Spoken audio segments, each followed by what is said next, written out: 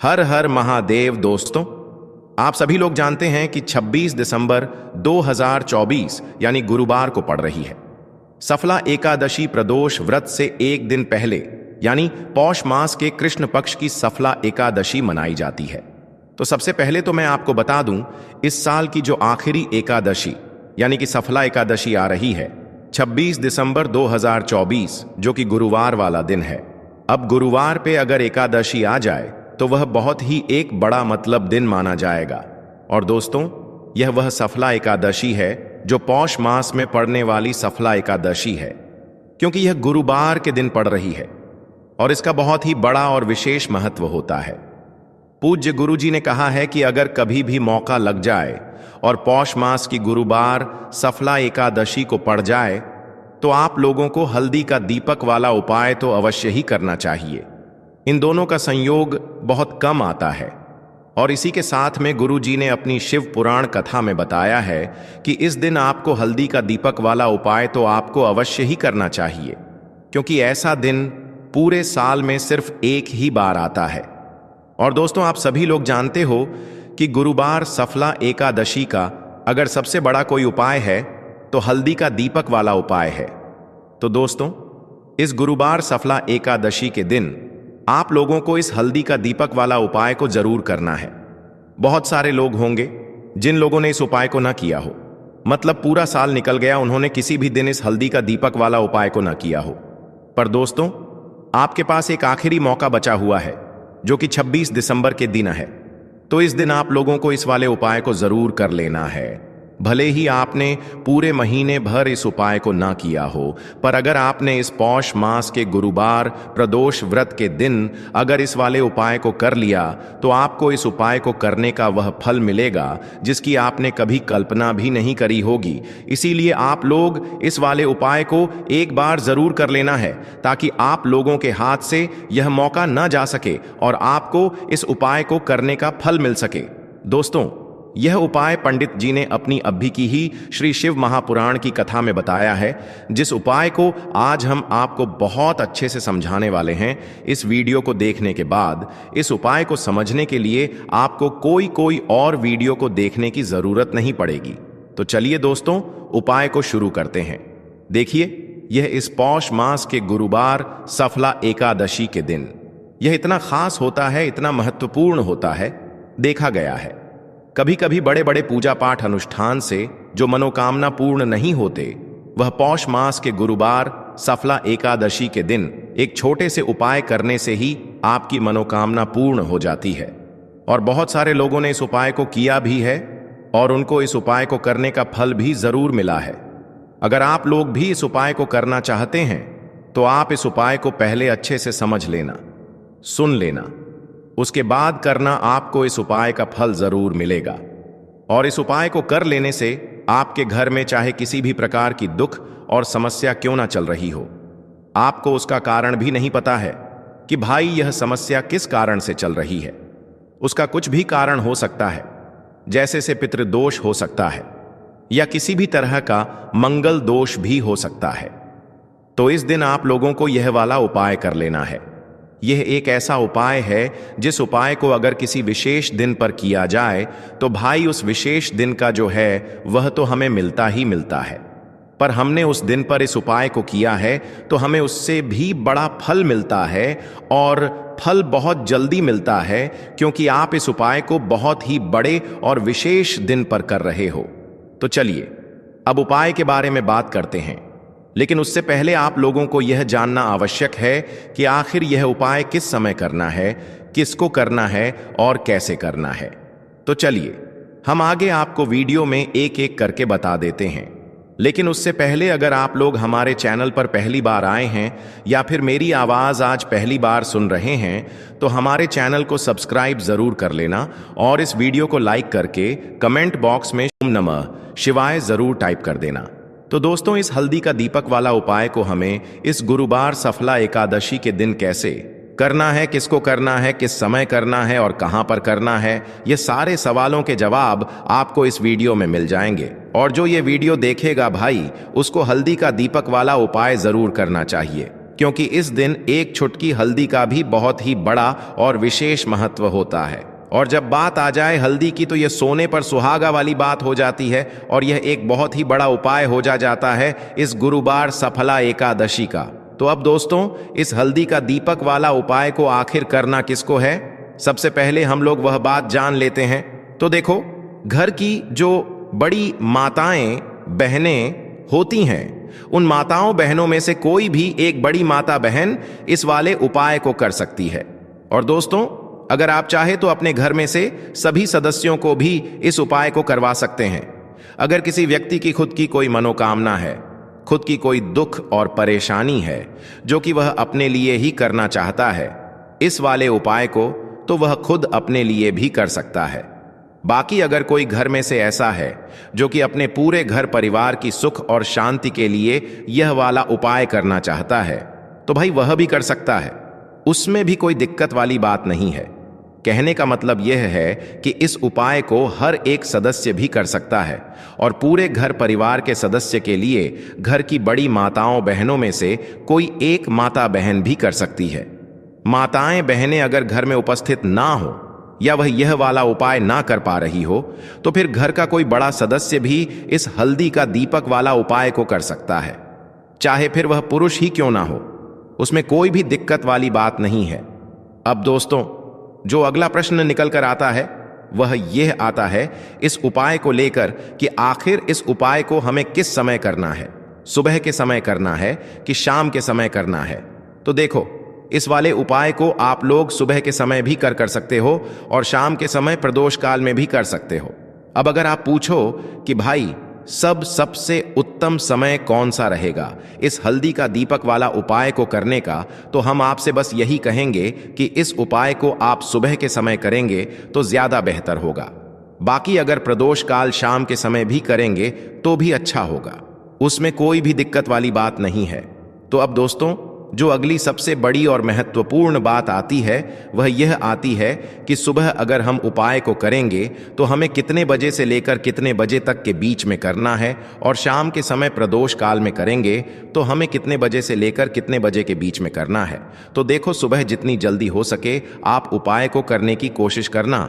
बाकी अगर किसी कारणवश लेट भी हो जाओ, थोड़ी देर भी हो जाए, तो 10 या 11 बजे तक भी आप उपाय कर लेना, पर 12 बजे से ज्यादा देरी ना हो। ठीक है, इस बात का ध्यान रखना। उसके बाद में दोस्तों, अगर शाम के समय प्रदोष काल की बात करें, प्रदोष काल का जो समय होता है वो शाम के 6 बजे से शुरू हो जाता है। मतलब शाम के 6 बजे से लेकर 7 बजे के बीच का जो समय होता है, यह समय प्रदोष काल का समय होता है। तो आप इस उपाय को 7 या 8 बजे के बीच में भी कर सकते हो। मतलब शाम के 6 बजे से रात 8 बजे के बीच में आप कभी भी इस वाले उपाय को कर सकते हो, उसमें कोई भी दिक्कत वाली बात नहीं है। तो पौष मास का महीना ही है जो आपको धन दौलत पुण्य दोनों ही देने वाला है। पौष मास के महीने में एम तुलसी का पूजन करके, श्री हरि विष्णु से जुड़े हुए कुछ उपाय करके आप अपने जीवन की निर्धनता, धन से जुड़ी समस्याएं, कर्जे से जुड़ी समस्याओं को हमेशा के लिए दूर कर सकते हैं। तो यह वही महीना है जिस माह में भगवान विष्णु योग निद्रा से जागते हैं। भगवान विष्णु को तुलसी अति प्रिय है, इसलिए उनकी पूजा में भी विशेष रूप से हम तुलसी का उपयोग करते हैं। और बिना तुलसी दल के, बिना तुलसी मैया के श्री हरि विष्णु की पूजा और उनका भोग दोनों ही अधूरे होते हैं। इसीलिए पौष मास के महीने में ऐसा उपाय आपको बताने वाले हैं जिसे करने से श्री हरि विष्णु की असीम कृपा आपको मिलेगी और मां तुलसी से ऐसा आशीर्वाद मिलेगा, जीवन का हर दुख, हर कष्ट, गरीबी, निर्धनता, कर्जे से जुड़ी समस्याएं, सब कुछ ही आपके जीवन से दूर हो जाएगा और सुख, समृद्धि, धन, वैभव, ऐश्वर्य सब कुछ आपको अपने जीवन में आसानी से मिलने लगेगा। तो चलिए बात कर लेते हैं कि कौन सा उपाय है, तुलसी के पौधे में कौन सी चीज आपको रखनी है और इस उपाय को किस समय करना है। देखिए, सबसे पहले तो आपको बता दें कि अगर आपके घर में तुलसी का पौधा नहीं है तो पौष मास के महीने में एक तुलसी का पौधा अपने घर में लाकर जरूर लगाएं, क्योंकि पौष मास के महीने में जो लोग अपने घर में तुलसी जी का पौधा लाकर लगाते हैं, मां तुलसी का पूजन करते हैं। कभी भी मां तुलसी उनके घर में निर्धनता नहीं रुकने देती है। हमेशा उनके घर में धन की वृद्धि होती है, धन की वर्षा होती है। तो जरूर से तुलसी का पौधा आप पौष मास के महीने में अपने घर जरूर लेकर आएं और अच्छे से आपको मां तुलसी का पूजन करना है। मां तुलसी के पौधे की देखभाल करनी है। और वह कौन सी चीज है जो आपको तुलसी के पौधे में पौष मास के महीने 26 दिसंबर गुरुवार सफला एकादशी में रखना है, और कैसे यह चीज रखते ही रातों रात आपके जीवन में चमत्कार होगा और आपके भाग्य का भी आपको साथ मिलेगा। तो देखिए, जितनी भी एकादशी होती हैं, यह श्री हरि विष्णु को ही समर्पित होती है। अब सफला एकादशी इसलिए भी महत्वपूर्ण हो जाती है क्योंकि यह चतुर्मास में आ है, और इस दिन श्री हरि विष्णु करवट बदलते हैं, करवट लेते हैं, वह योग निद्रा में होते हैं। और इसीलिए सफला एकादशी जो होती है, इस दिन का महत्व बहुत ज्यादा होता है।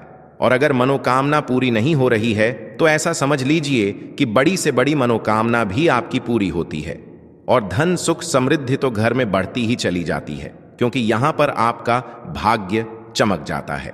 तो बात कर लेते हैं कि कौन चीज है जो दीपक में आपको डालनी है, कौन सा उपाय है, कैसे करना है, कौन कौन सी चीजें लेनी है और उपाय को किस समय करना है। तो देखिए, आपको बता दें कि जो उपाय आप करेंगे यह उपाय शाम के समय का है।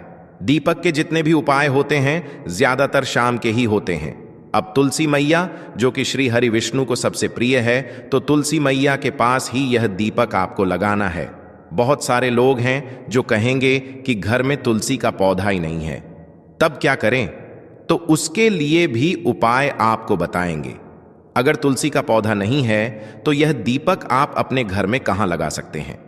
लेकिन उससे पहले बात कर लेते हैं कि कौन कौन सी चीजें आपको लेनी है। सबसे पहले आपको लेना है, यहां पर आटा गेहूं का आटा लेना है, उसे मालकर आपको दीपक तैयार करना है। इसी गेहूं के आटे में जब आप इसको मारेंगे, ठीक है ना, दीपक बनाएंगे आटे का, उसमें चुटकी भर पिसी हुई हल्दी आपको डाल लेनी है। अब आप देखेंगे कि आटा जो है यह पीला हो जाएगा और इसी आटे से आपको दीपक बनाना है, ठीक है ना। हल्दी श्री हरि विष्णु से जुड़ी है।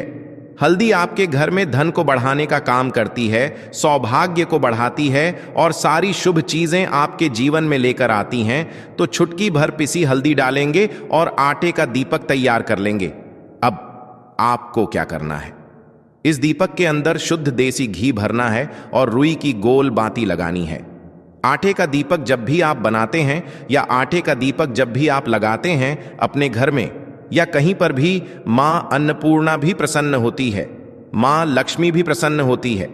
इसीलिए आटे के दी का बहुत महत्व है। अब यह दीपक तैयार हो गया है। अब शाम के समय में आपको अपने घर में तुलसी जी के पौधे के पास यह दीपक लगाना है। लेकिन दीपक लगाने का भी एक तरीका है। कैसे लगाएंगे? सीधे सीधे जमीन पर दीपक आपको नहीं रखना है।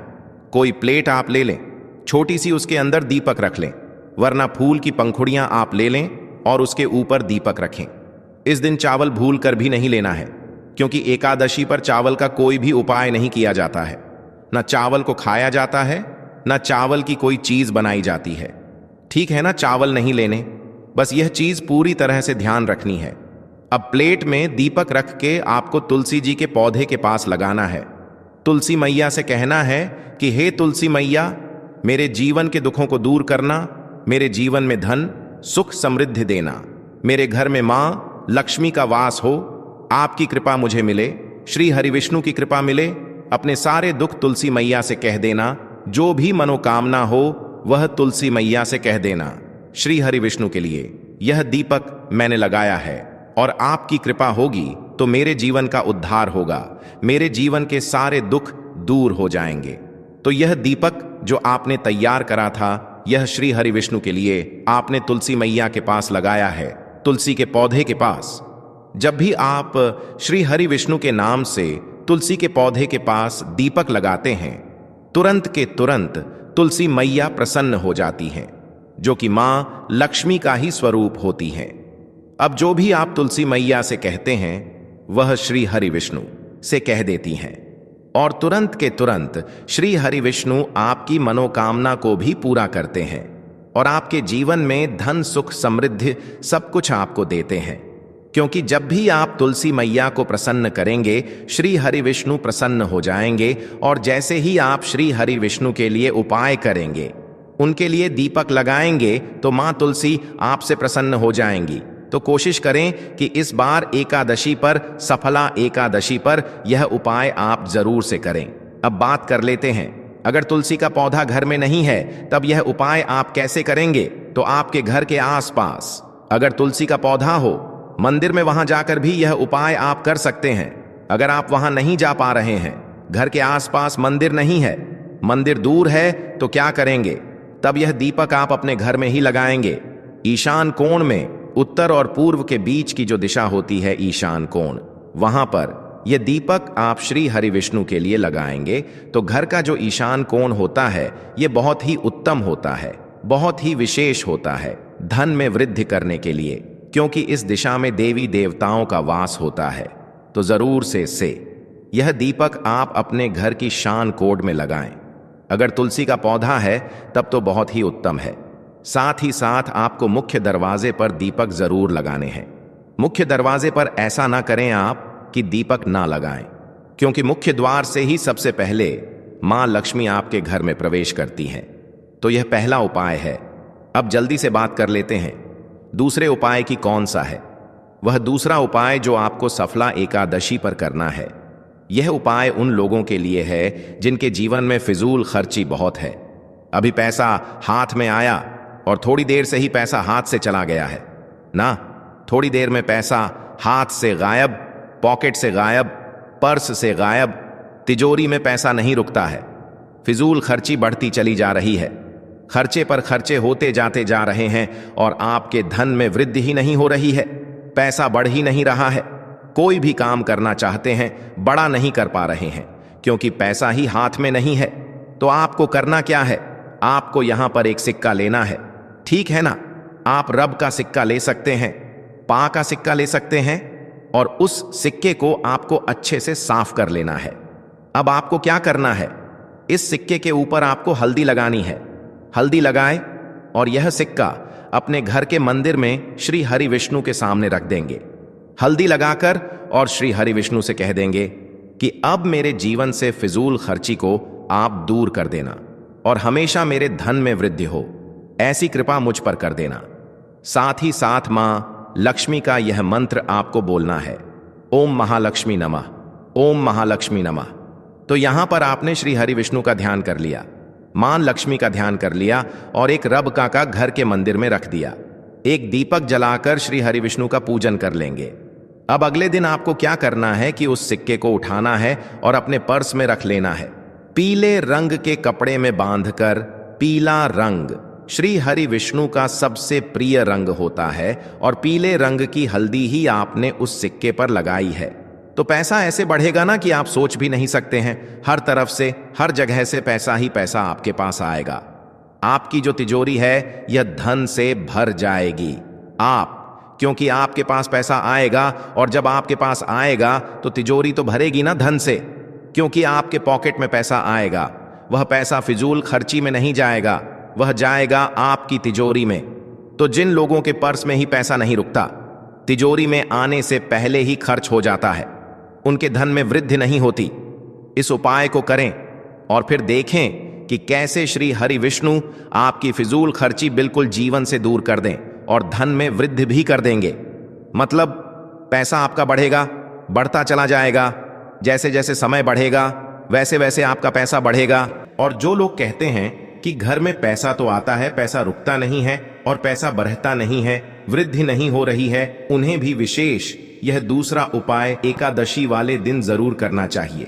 तो देखिए, पहले ही आपको बता दिया कि श्री हरि विष्णु की पूजा और उनका भोग श्री मतलब तुलसी मैया के बिना अधूरा है ना?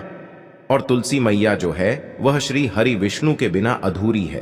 तो देखिए, जब भी आप तुलसी का कोई उपाय करेंगे तो सीधे सीधे आप श्री हरि विष्णु को प्रसन्न कर लेते हैं। अब व्यक्ति को, यानी जो भी व्यक्ति है, किस व्यक्ति को कितना धन देना है, यह श्री हरि विष्णु के हाथ में होता है। धन देने का काम मां लक्ष्मी करती है, जो कि मां तुलसी का ही एक रूप है।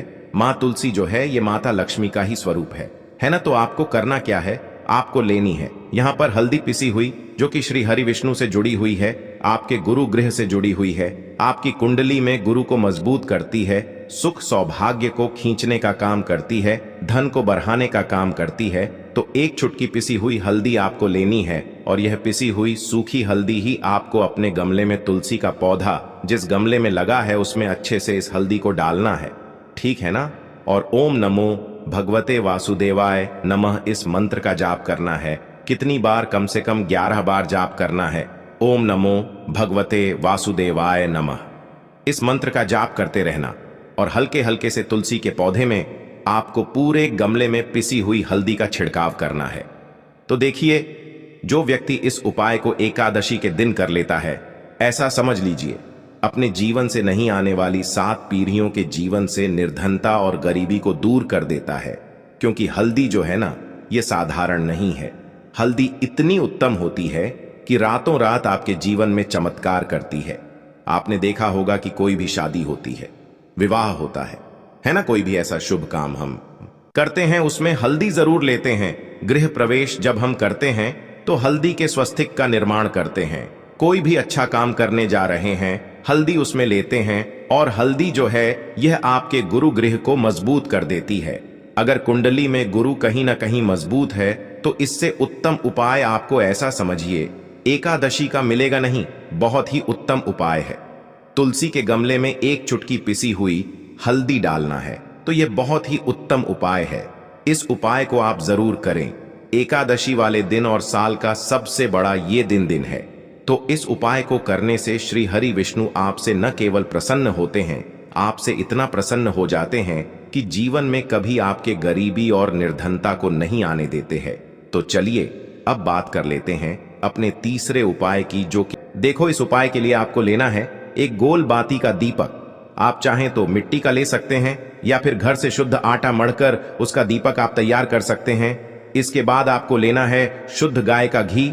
अगर वो नहीं है तो कोई भी देसी घी इस्तेमाल कर सकते हैं, जिससे आपको दीपक प्रज्वलित करना है। देखो, अब ये सब सामग्री लेकर आपको जाना है प्रदोष काल में आपके घर पर तुलसी जी के घेरे के पास में। देखो, ये उपाय तो आपको अवश्य करना है। देखो, वहां पहुंचकर सबसे पहले वो दीपक आपको प्रज्वलित कर देना है और ओम नमो भगवते वासुदेवाय नमः का 11 बार जाप करना है। उसके बाद आपको अपने सीधे हाथ में थोड़ी हल्दी लेकर उस दीपक में अपना नाम और गोत्र बोलते हुए डाल देना है। उसके बाद माता लक्ष्मी से आपको प्रार्थना करना है कि हे महालक्ष्मी, हमारी सभी दुख तकलीफों को दूर करो। हे महादेव, हमारे सब दुख कष्टों को खत्म करो। इस भावना से आपको ये उपाय करना है।